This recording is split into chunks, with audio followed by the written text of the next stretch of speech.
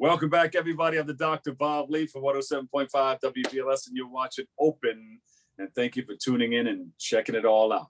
Our next guest is the president of the Phillip Pannell Foundation, and she is here to highlight how her organization is continuing to fight against police violence toward Black and Brown communities and speak about how this violence has forever impacted her family. So please welcome to the show, Natacha Pannell. Welcome. Welcome. Hi, everyone. Thank you for having me. Natacha, you're the president of the Phillip Pannell Foundation. Talk about it. What is it? What's it all about? And how did you start it?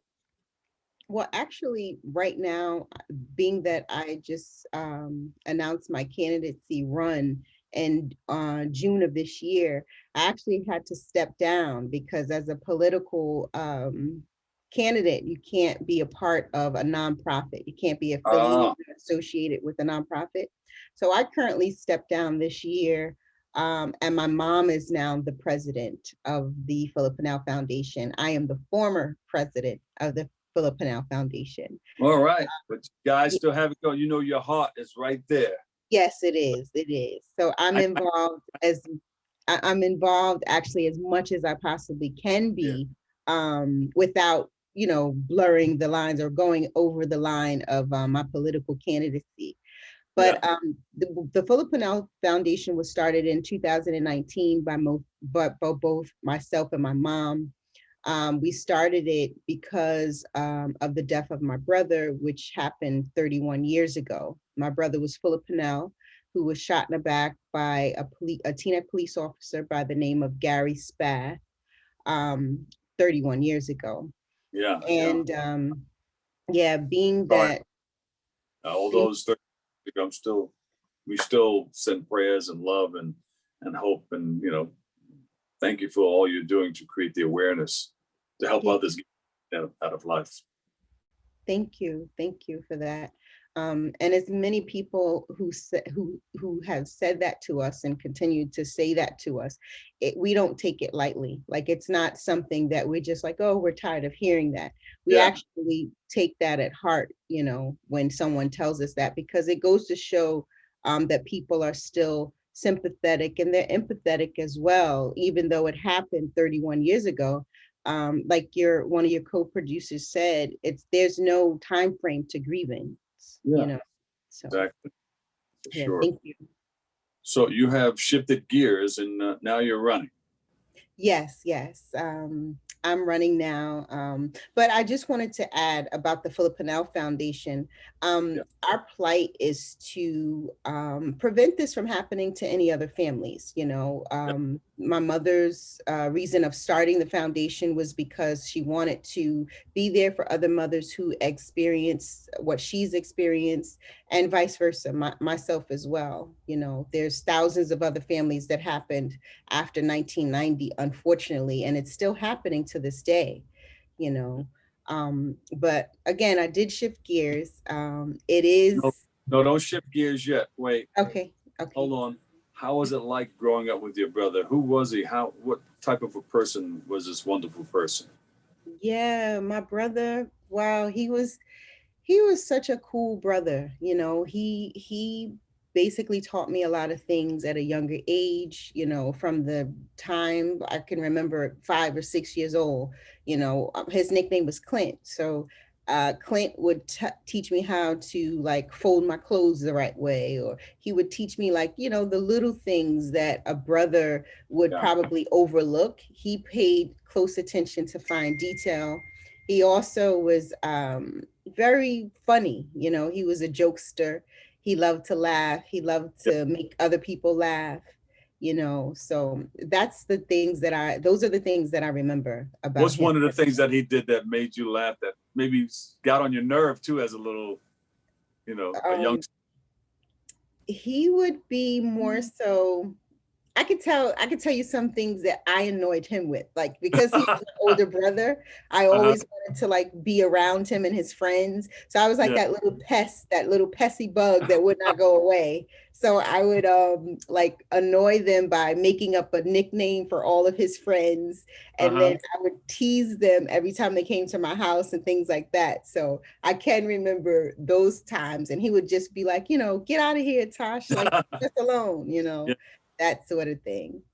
And I bet you, Natacha, every time you fold your clothes, you think about your. Yes, I do. There are times I do. And it's just, I fold my t-shirts a certain way, the same way he taught me how to fold them. I'm still folding them that way. Yeah. And you still go on to help other people. Um, you have created something, people coming home from jail. You have created the prison reentry program. Yeah. Talk about. Well, that was back in that was a few years ago when I used to be a mental health caseworker. I um I worked in the jail with the criminally insane, and I prevented rehospitalization as well. So those persons who were in jail at the time, they were going to be transitioned back into the community. So I basically wanted to start a program that would allow them to have like a smooth transition, and to prevent the recidivism and Yeah. them returning back to jail. So a part of the care program, it would be like a wraparound service, if you will. It would be like, making sure that they had housing, making sure that they had medical benefits, whether it be Medicaid, Medicare, and actually guiding them through the process of how to fill out the application and reapplying for things, because it could be a bit much. Yeah. Now, I want to get into, since mom is taking over the foundation, right? How do we support the foundation? Then after that, I want to talk about I see your shirt there, Vote Natacha Pannell. Yes, yes. Running. Yeah.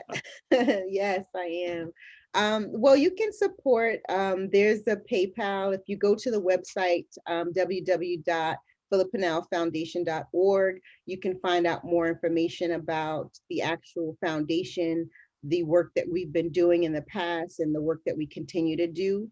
And as far as the foundation and my role in the foundation, I support my mother. I support the board 100%.